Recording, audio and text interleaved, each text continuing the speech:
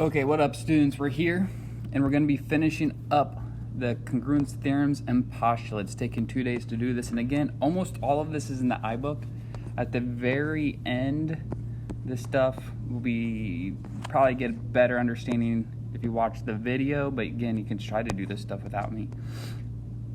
But the end's not in the iBook. But if you guys just want to watch the iBook or read the iBook and do this on your own, that's great. If you want to watch the videos, just stay here and I'll explain things. All right, so we're here on page 53 and we got the side angle side congruent postulate, SAS. All right, so if two sides and their included angle. So if you remember, we had included sides yesterday, now we have included angle. We'll go into detail about that. So if two sides and their included angle of one triangle are congruent to two corresponding sides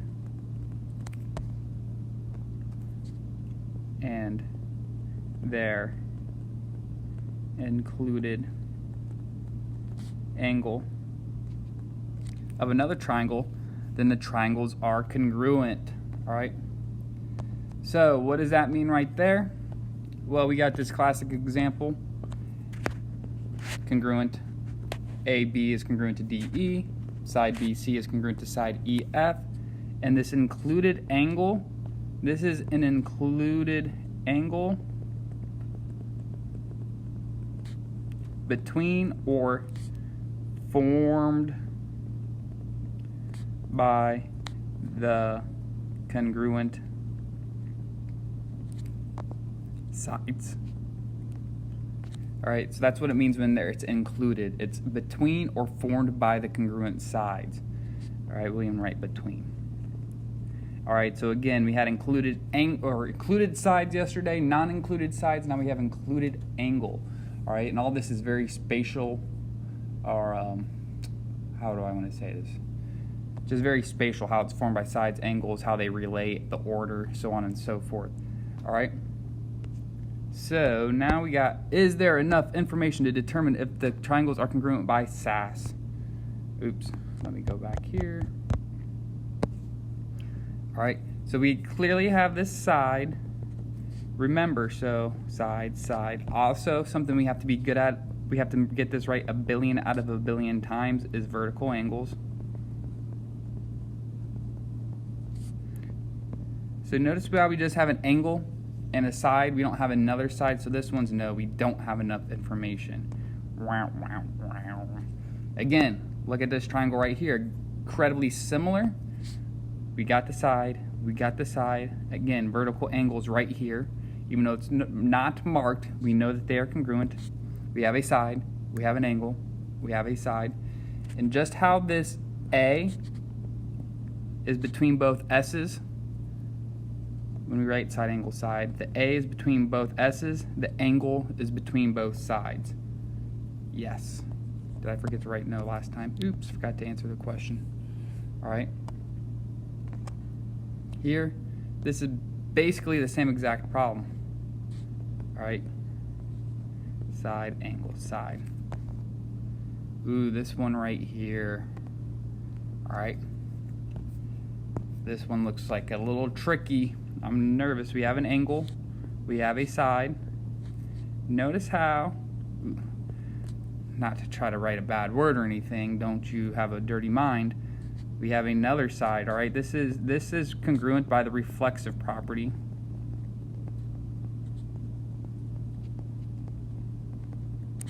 So we do have another side. So we have two sides in an angle. However, this angle right here, this is not formed by the congruent sides. As we also say more mathematically, it's non-included. All right, so although we have two sides in an angle, we do not have side angle side. This is not SAS. This does not work. Cool. All right. Cruising right along. What additional information would you need to say that the triangles are congruent by SAS? So let's look at this. A side, vertical angles. So in this case right here, we have this side and this side. Remember, our angle needs to be formed by congruent sides. So now we need TU and UM. Or excuse, I can't read. VU and UM. Reading's hard for math teachers. Cool, and that would be the other side. All right, and this one right here, we got the sides, obviously, a side, so on and so forth. Remember, the angle is formed by the incongruent angles. So angle S and this angle Y. Sweet. And then lastly, here, we got the side, we got the angle, we got the side, we got the angle. All right, we need to make the angle included, so that's going to force UV and RQ to have to be the last side. Sweet.